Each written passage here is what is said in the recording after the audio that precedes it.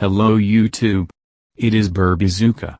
Why walking barefoot is good, answer and expert advice. When a person walks on the ground barefoot, then biologically active points are stimulated, which are very many on the foot.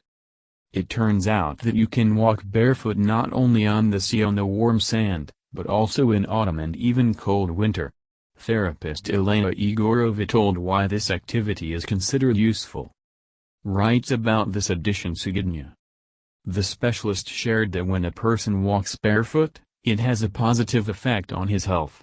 And all because this activity stimulates blood circulation, and also improves the functioning of the heart and blood vessels. She added that when we walk on the ground with bare feet, the process of stimulating biologically active points begins, of which a huge number can be found on the foot. Neuroscientists also believe that walking barefoot on the ground can have beneficial effects on our nervous system. Therefore, people who do this are called barefooters. They walk barefoot in absolutely any weather, even when the street is full of snow. Thank you for your time and attention listening to me.